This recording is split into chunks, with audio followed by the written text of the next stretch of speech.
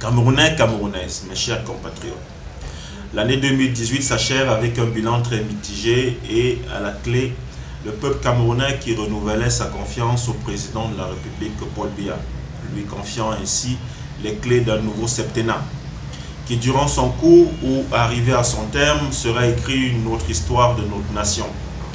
Nos parents avaient connu un Cameroun florissant dans les années 85 et qui avait un taux de croissance de 7%, très loin des 4,8% que nous avons aujourd'hui. Nous avons vécu certes l'effondrement des cours mondiaux de ces produits et de ses effets désastreux sur notre économie. Dans les années 90, nous avons assisté aux convulsions sociopolitiques qui ont agité le monde entier et a fait place à une option d'ouverture démocratique au régime autocratique, voire despotique. Il y a eu des efforts et apprentissages qui ont été faits, mais croyez-moi, encore très insignifiants.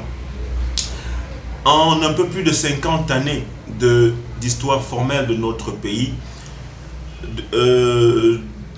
devant s'inscrire en adéquation avec le vent de la mondialisation et de la modernisation, le bilan du système qui dirige la nation camerounaise depuis l'aurore des indépendances est certes évolutif, mais encore médiocre.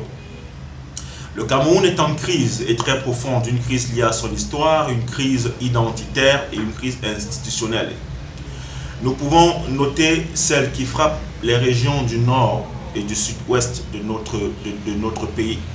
Il est vrai que la forme de l'État ne se négocie pas, mais il faut trouver une solution dans le dialogue et le consensus. J'appelle ainsi à l'organisation d'une conférence nationale dans notre nation et dans les plus brefs délais.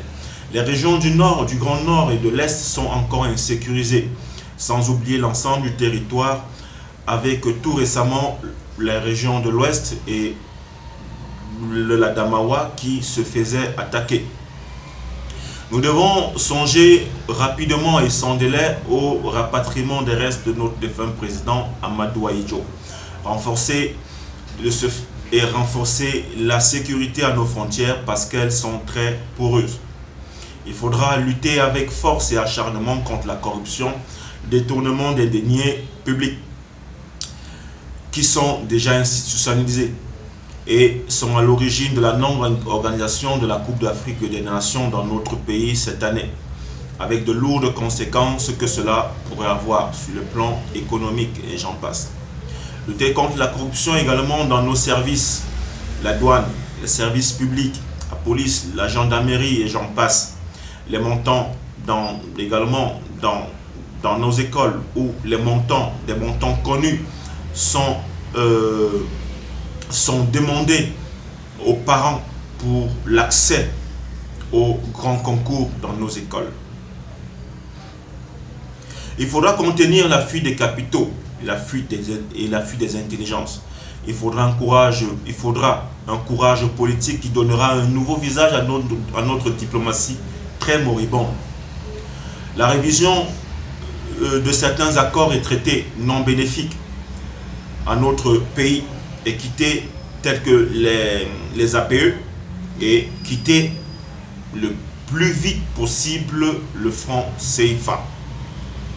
Moderniser et prioriser notre agriculture comme celle du riz et l'aquaculture parce que ces deux produits creusent de façon vertigineuse notre déficit commercial. Il faudra de façon drastique réduire le train de vie de l'État, accélérer le processus de décentralisation et rapidement mettre en place les régions. Nous en avons ces moyens. Créer un panthéon et un conservatoire national des rites et des traditions pour héberger notre histoire. Nationaliser les rues et ruelles de notre nation au nom de nos héros nationaux. Industrialiser toutes les rubriques constitutives de la culture camerounaise, l'art, le cinéma, le sport, la musique.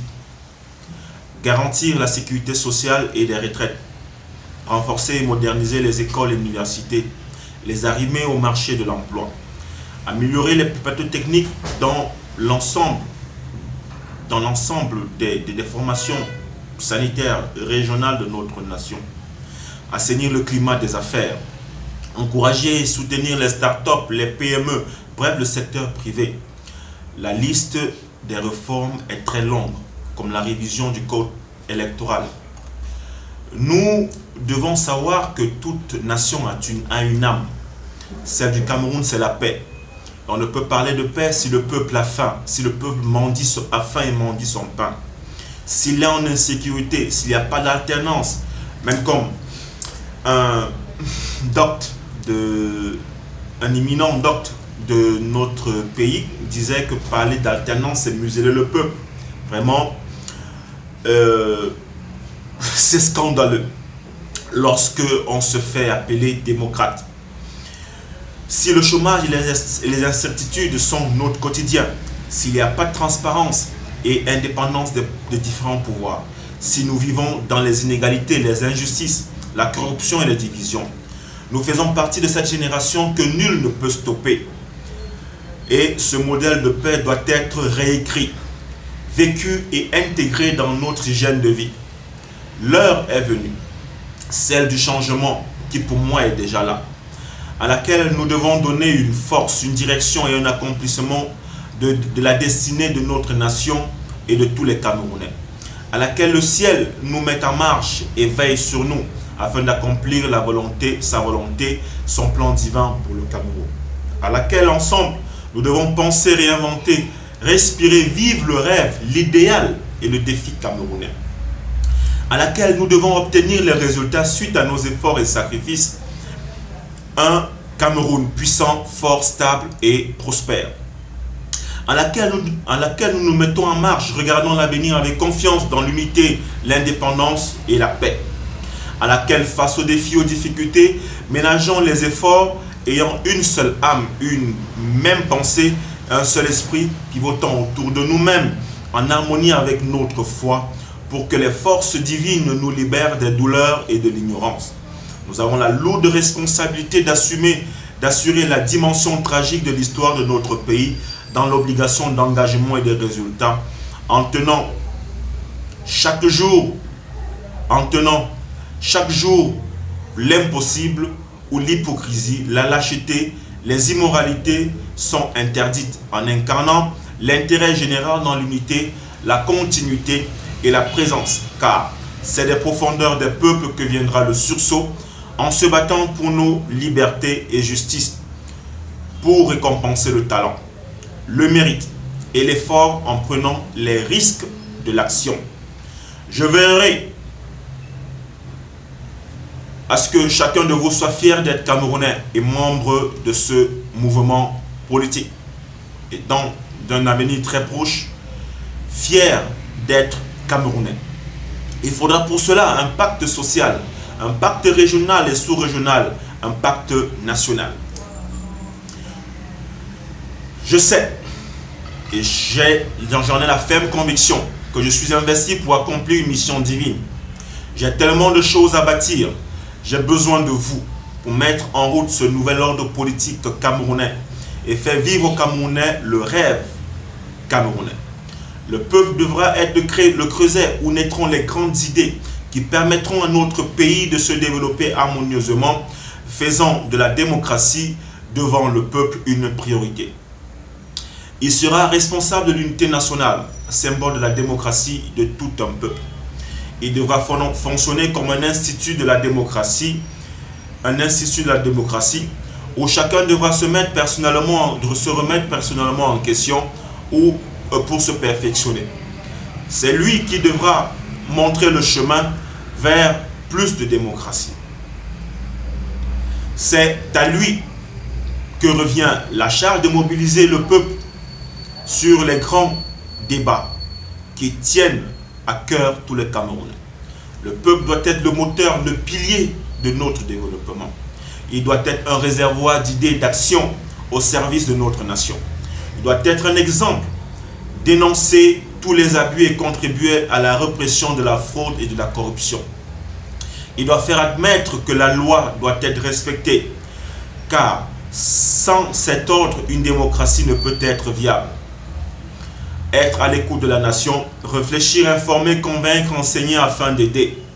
Telles doivent être les tâches quotidiennes de chacun pour faire du de l'Union nationale pour la paix et la justice, une multinationale où les membres seront des actionnaires. Les dirigeants devront servir le peuple et non l'utiliser à ses fins. La mission qui nous attend, vu l'état diagnostiqué de notre pays, est haute et exaltante.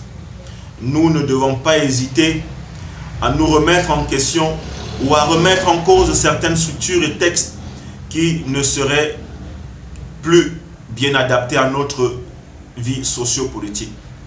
Les Camerounais devront être un peuple en mouvement, de dynamisme pour faire toujours mieux, pour voir toujours plus loin.